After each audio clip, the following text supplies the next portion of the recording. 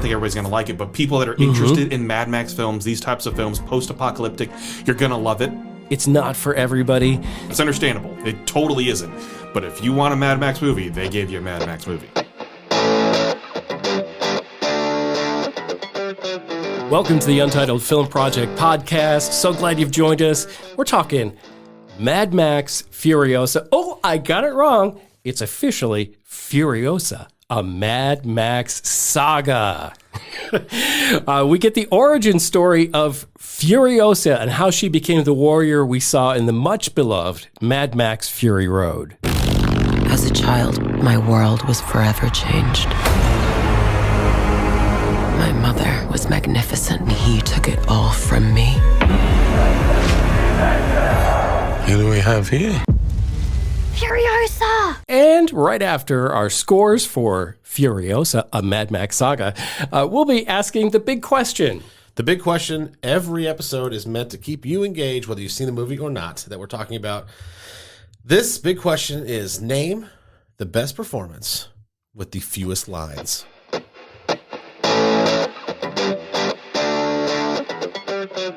With any Mad Max film, especially when you include Fury Road, it's a spectacle on screen. Indeed. It's beautifully shot, and you think you're doing so much with desert. Yeah. And it's beautiful. It's beautiful on screen. I went and rewatched Fury Road just a few days before watching Furiosa, just to kind of, I know, obviously we know they're connected, just to see how it's going to connect. I did not realize they were really going to just butt it right up so very well. Yeah, that surprised me too. And get what I needed out of this movie. When I'm watching it, it is curious, the world building. Yeah. The names are always fun. Yes, they are. In Mad Max, because it's just they're hilarious throughout it. I liked Chris Hemsworth playing the villain. Yep. I did. I liked it. And what I'm glad they did is that they put prosthetics on him to not make him look like Chris Hemsworth, because we're so used to seeing him with a beard and being Thor that it'd be difficult for an audience to see him as something different. And that's important, because you have to make Men sure. in Black International was not a... Sorry. You have to differentiate, right? He has typecast himself so much as to being Thor, and so that makes it difficult. So I'm really glad it does not look like Chris Hemsworth at all in this movie, to me. And that's a very positive thing. It is also curious, too, how, obviously, you've hopefully watched this. We do not get Anya TaylorJoy until over an hour into the movie. I was really surprised how long it took for her, because, I mean, she's on the poster, right? So you're thinking, like, when is she going to show up? Now, I will say I understand it, because this is supposed to be the origin story, right? So you can't just jump to Furiosa in adulthood. You get child and, child, pre-tween, whatever, Furiosa, to have to get that explanation of why she wants revenge and what makes her who she is. So I understand it's important. It just threw me off. I didn't realize there's going to be that much backstory, which I'm okay with. It's a really well-made film. The music is so much fun. But what I really, really appreciate the most throughout this film is when they do not have music. The choice by the director to not include a track underneath of score when it's Furiosa and Dementis hits so much better in some of these scenes. In any scene, there's not music, because Mad Max... music plays a very big role in this. Rock plays another a big character. role. Electric music, the drums, everything. It plays a huge role. So when they make that choice to not include music in certain moments of the film, makes it hit that much more. It makes the dialogue mean more, because there isn't that much dialogue overall in this movie, because there's lots of battling, lots of fighting, grunting, moaning, whatever throughout it. That's not always dialogue. It makes those moments hit even better. So it's a very well-directed film. It's a great movie. It isn't going to be for everybody. I don't think everybody's going to like it, but people that are interested in Mad Max films, these types of films, post-apocalyptic, you're going to love it. You're going to love it. If you love the Mad Max saga films, you will definitely enjoy this film, and I definitely did. It met my need for intensity, which I'm always uncomfortable. I mean, like, okay, I go in, it's like the roller coaster, like it scares me, but I'm always like glad, once I'm on it. George Miller knows how to give a look that is uniquely his own. And like it totally maintains, like, I mean, you can just look at one frame from any part of the movie and you're getting this like visual feast, this visceral feast of action, of blood, of just this stylized. And one of the things I just love that George Miller, who's 79 by the way, who directed this movie, what he does is it's so frantic and wild and over the top that I've watched Fury Road and seen how he puts what you need to look at in the center of the screen, which is something not all directors do. In fact, some people like say never do that. But what you'll miss things because things are so frantic in this movie and beautiful and violent that like you can just kind of keep your head in one position and not miss it all and get the intensity that we crave. That's a really good point. Yeah. Sometimes I don't like origin stories because you know who's going to live. So I'm curious, like, for this movie or movies in general, Gover, if you know a character isn't going to die because you've seen them in like a future movie, is that something that you have to get past, or can you just like go, oh, it's all right? It depends on how the movie is set up, right? Or how the project is set up, right? A great example of this is Kenobi, the Disney Plus series. Oh, yeah. Darth Vader and Kenobi are going to go at it. I have to, because it's the whole point of the whole point of the series, the whole of the story. Right. Obviously, Ben Kenobi's alive when A New Hope happens, and obviously Darth Vader's alive through the rest of the film. So, what are the stakes? Yeah, right. How do you Great build battle, the stakes? but what are the stakes? All right, how do you build the stakes? How do you show how they could possibly fight without killing each other? It all depends on the package around it. I think Furiosa did a great job with that. And I think it's just, it's another great example. Miller's a great example that I didn't care for, like Sin City, like things like movies like that he's done. Yeah, same. But I definitely cared for this one. But I think it's a great point that when origin stories can be tricky because you know that what are the stakes? You're asking yourself that. But if the rest of the package around it makes you forget that you're watching a movie or watching a project, that's when you're able to do it. It's whether you can suspend belief or not. If the package is kind of, it's a little rough around the edges and it's not as clean and your acting performances maybe aren't as good. And you could see the dots off in the distance that they're going to connect. It's a constant reminder that, I'm watching something. But when it's this tightly packed, you forget. And at the very end, they have their Rogue One moment. Yeah. Like, leads directly into Mad Max Fury Road, and I'm okay with that because they tie it up. Yeah. They tie up how they wanted to tie everything up, and I'm good with that because it's like, oh, they really did lead right into this. It's an origin story explaining what she did, but it also explains not just the revenge, but how she wants to help people as well, help the wives. I did not think that it would be one of those things where you could watch these movies in reverse order if you've never seen them, and it just would make total sense. It's seamless. That it was a cool surprise. All right, let's go a little bit deeper. Anya TaylorJoy. We didn't get to see her for the first hour. Tell us what you guys thought of her performance. Bradford, like, did she melt into the character? Was she never Anya TaylorJoy? Because I mean, she does have a unique look where I mean, that's why she was chosen for this role, right?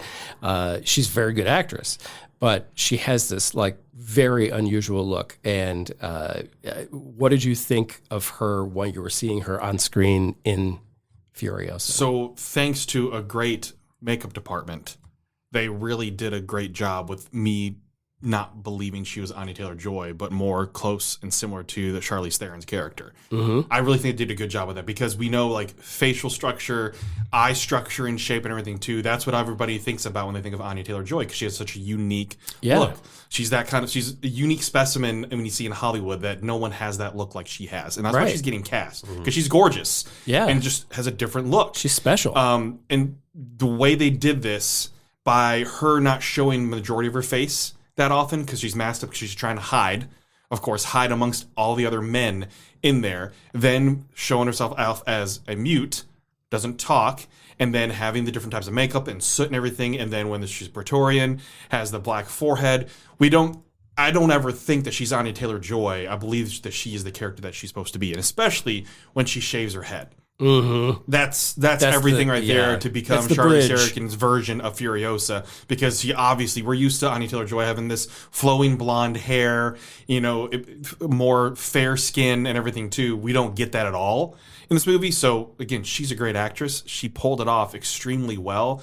And I do like how we had to wait for her to be in there, that it wasn't all focused on her. We got the backstory of her as a childhood, what she had to go through and suffer through as a child. What she lost. Yes, to explain the character. So even with minimal dialogue, I think overall she played the character very well, and you could see the sense of different emotions throughout it. And I love the fact that you brought up a great point about how we had to wait about an hour to see her.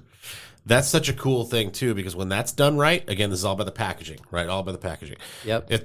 You almost, as an audience member, you're so invested in the film and the story, you forget. And then she comes on the screen, you're like, oh, that's really cool. That's right. She was one of the people I came for. I did check my watch because I was like, damn, it really had been a long time. Yeah. And at least it wasn't 2 seconds like in Dune 2. Right. So for me, it was like, again, that's just another testament to the film, is the fact that you got so lost in what you were watching that you forgot the star of the film, essentially, the one on the poster, is in it. Yeah. And I think that's hard to do, because you can easily lose people on the way. Like, all right, where's the star? I came to see the star. Star's not here yet. Instead, you just forgot, and that's a really cool entrance almost. Yeah, I'm gonna jump into your territory, Gover, because you usually love to talk about interesting ways to kill people. I love it. And these movies certainly excel in that department. They do. And it also ramped up. I mean, one of the reasons you were talking about, like, it doesn't really matter that we know she's going to live, because there was, the revenge story took over, and she loses her mom, right? And then she meets a man that she actually has feelings for, she cares about, and he's being dragged at like 90 miles an hour. He's being dragged by a chain while being eaten by dogs. He's having a bad go. It's not a good day for him. You're probably wondering how I got in this situation. Right. Yeah. That's how you start the movie with his voiceover. And a record scratch. Yeah. It didn't start well.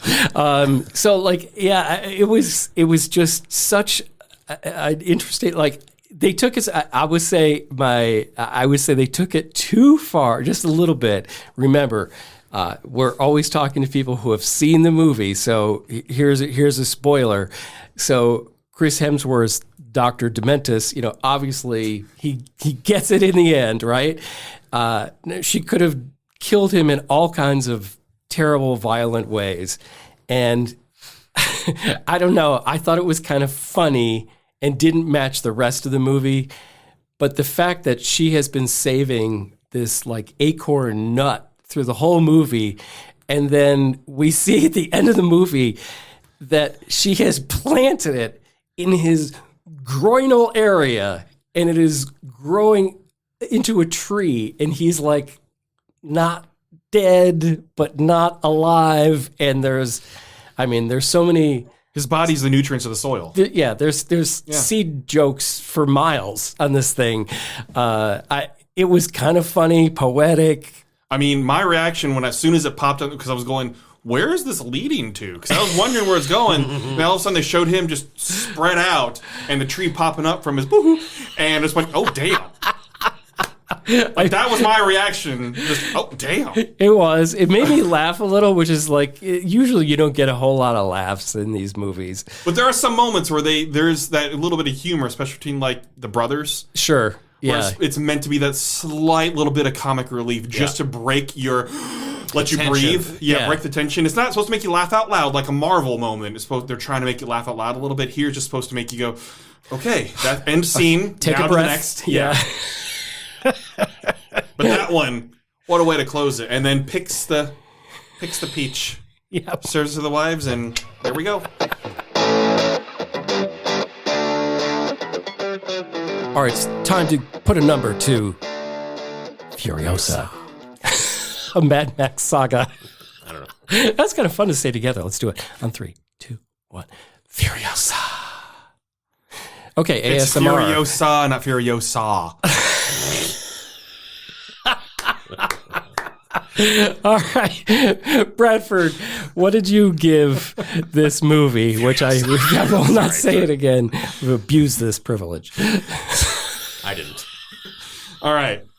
I know I encouraged it and then I smacked it down. See what I did? This is another one of those, again, it needs to be seen on the big screen because it is beautifully shot, beautifully done. The sound effects, the sound editing. This is one of those editing films that it's going to get a nomination, no doubt, in terms of sound, because I love the mixing for it. The score. So here's what's interesting. The score is by Tom Holkenborg, and I really enjoyed the score a lot. It was cool. It is way better than Rebel Moon Part 2 that he also composed. I'm so sorry you had to work on that, Tom. He got paid for it. I'm still... Maybe they held his family hostage. Sorry. Rebel Moon Part 1 and Part 2. He got paid for it. Yeah. Blink if you're okay. He got paid for it. But his name's still associated with that trash. Can't do anything about that once you sign the contract. I know. I mean, he also did Sonic the Hedgehog 2. That's better than Rebel Moon. Wasn't terrible. Yeah. Okay, anyways. Very well acted. It's a spectacle. And it's hard to explain more. Good word. When a movie is a spectacle on the screen, because it just means you have to see it to believe it and to understand it and to soak it in, because the world building behind this is great. And I love the little Easter eggs as well too. We got a quick shot of Max just from up above. That was great, just to tie things together, which we didn't need to tie together anymore, but they dive into a little bit too of how they make these war machines as well out of classic cars. We got even the very beginning of how Earth became the wasteland. There's little tidbits here and there of how they continue to world build, and that's what's great about movies like this, is when you can actually build a world to make it believable this is post-apocalyptic Earth. Yeah. And also making sure, this is Australia. Like there's different ways they make sure you're not even wondering, okay, what part of the world is this? It's Australia. It's Australia. It's isolated. It became this. Yes, it became the wasteland. There are some segments of green place that's about it. So I like the world building they put behind this, and that comes with these little Easter eggs that are just paying homage to Mad Max and an entire world that it is too. Again, I thought it was wonderfully acted. Lots of great supporting roles too. I give it an 8.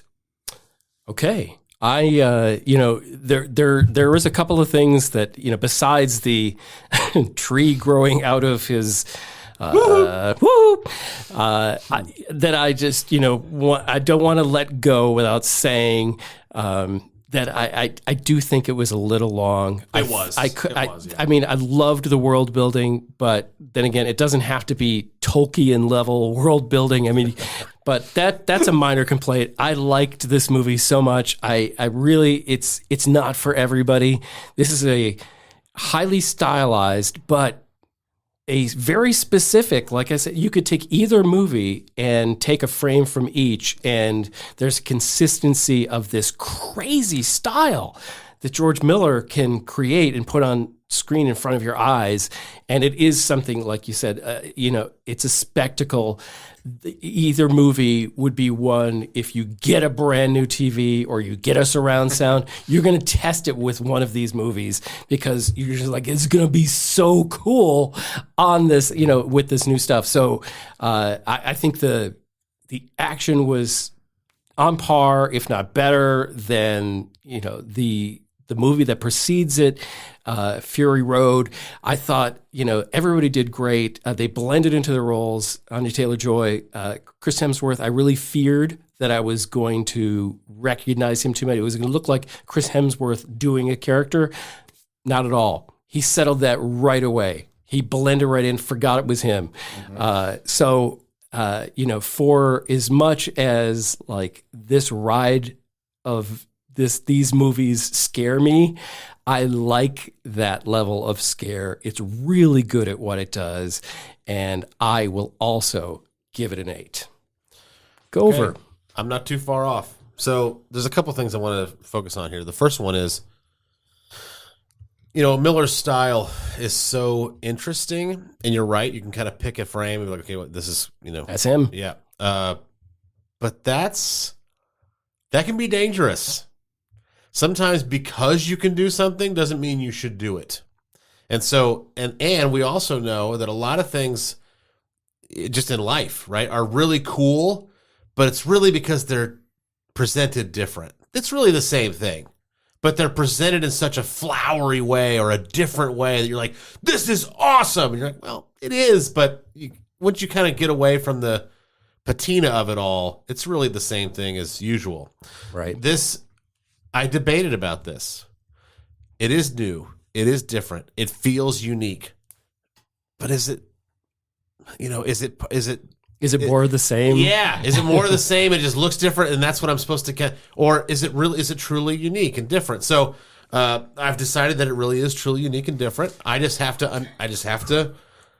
acknowledge the fact that I may be biting on the lure, is what I'm getting at. Oh, so you're biting on the peach. No, not biting on the peach. So don't bite at the roots. No roots. Although Chris Hemsworth, I'm gonna give it a 7.5 because I really enjoyed the movie. I liked, again, the fact that it's unique and different, but I am still kind of withholding a little bit of sort it all out, whether I'm just taking a bite at the lure or if it really is unique and special. So 7.5 for me. Also, I like to also say that when you don't give the media a chance to screen these things, you worry the hell out of us. So there was no screener available for Furiosa, and we're like, uh-oh, you know what that means? It was fine. It was great. So I just want to put that out there as like, it usually is a red flag. It was not a red flag. This is for people that enjoy the movie. This is how you know that it's good. Even maybe the box office isn't matching how good it is. Right. But for people that are fans of this type of movie, I mean, it's a 90 and 90 on Rotten. Yes. 90, and we're talking over 1,000 on audience and over 360 on critic. Like, it has done its job of being a good movie for people that wanted this to be a good movie. Box office, we know movie theaters are weird right now with how box office are reacting. Right. It's a good movie. Everybody's agreeing on that. That enjoys movies like this. Again, like Jim said, it's not for everybody. Right. That's understandable. It totally isn't. But if you want a Mad Max movie, they gave you a Mad Max movie. Anya Taylor-Joy had very few lines in this movie. We talked about how it took about an hour to get on screen. So the question becomes, for the big question today, name a performance that was so great but had minimal lines. Just kind of a cool little nod to how well she did, even though she, I'm sure when she picked up the script and she's like, why aren't I in this until page 76? And I have 15 lines in this thing. But she overcame, and it was great. Yeah. Bradford, you want to start? Sure. So mine will be 2 actors in one movie. Okay. And that's John Krasinski and Emily Blunt in A Quiet Place. Excellent answer. Oh, and a very topical one. Yeah. You want to talk about a movie overall with very limited dialogue, period. Mm-hmm. It's that one. I mean, we obviously are going to have a lot more dialogue in day 1 just because it's pre-attack. Right. And there's even a little bit more in 2 just because of the nature of how you're continuing to build. But in this one, there's hardly any actual dialogue. They're having to do a lot through motions and ASL and so much else to explain the story and to get through the story. It's great. That's why I loved it. And I think it did so well because this is one of those things like people wanting something unique and different. That's unique and different of a story that, yes, it's a little bit of horror, science fiction, everything too, but it's not so horror-y that people can't enjoy it as a science fiction thriller. So it's just applicable to so many more people in an audience as well. And that's why it did pretty darn well and why we've been able to build a whole world through it because of those 2 performances, plus the kids as well too. Like overall, that movie in general has very limited dialogue, so I think every performance in that was really well done. In fact, the son, he does he makes noise and he wasn't in it very long. Sorry, that was dark. Jim. So he was actually penalized for having lines, kind of. Yeah, in that universe. Yes, yeah. Happened so quick there wasn't a flag on the play. Right. Exactly. My answer is an easy one because Bradford actually brought it up last episode in the big question. I Am Legend is the answer because Will Smith, he's got lines in that movie. I mean, especially at the end, but But the spirit of the question is still there, right? It's who's carrying a movie, who's able to have a great performance despite not having any lines. Well, when you're acting by yourself, short of maybe commanding your dog, that's it. There's not a whole lot of lines there. He's singing in the shower, or he's trying to hunt for food or whatever. Right. He's carrying that movie without a whole lot of lines. So even a Tom Hanks in Castaway had more dialogue than Will Smith and which is my backup answer, by the way. I like Shrek. That's one of his lines. Yes, it is. Yeah. I mean, so Will Smith, I Am Legend is mine. I am cheating. I'm breaking every rule on this question. That's fine. Okay. So my answer, they have technically no lines at all. Weekend at Bernie's. And Bernie killed it. Oh, look at one. Oh, it's terrible. It's dad joke central. I know. That's why it's a good one. But you pushed me into a corner. No, and it's not even a living person. I'm going to give you Wall-E. yes. Great answer. Wall-E, Yes. who just with sound and expressions. I mean, this is a tribute to the animators, right? And the way they were able to convey so much emotion in that movie, and he never has a line, right?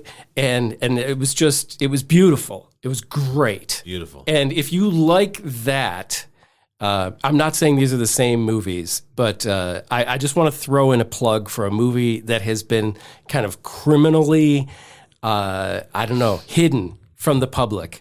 There is a movie called Robot Dreams. Oh, yes. It is an animated film.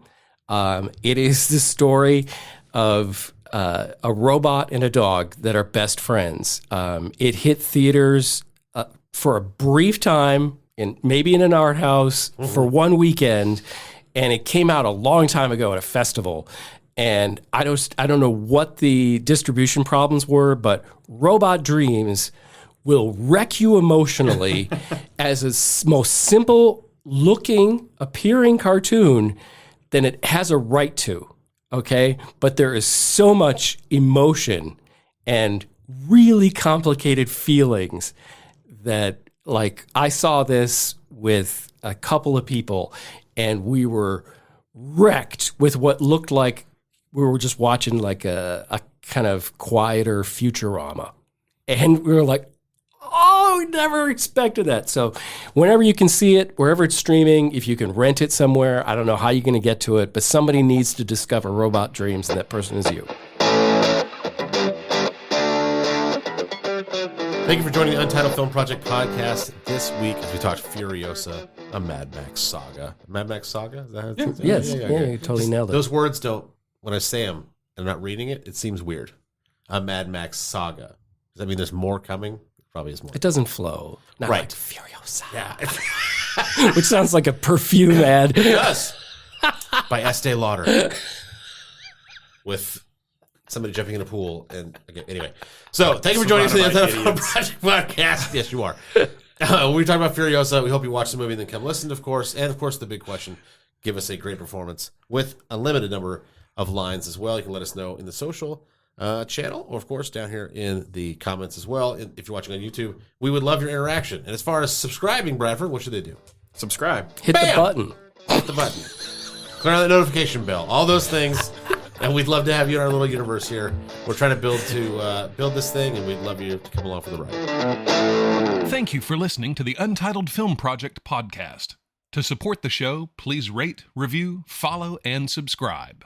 Original music by Jeremy Schwartz. Special thanks to the Music City Film Critics Association. Editing and post-production by Jeremy K. Gover. Voiceover by Chad Bennett.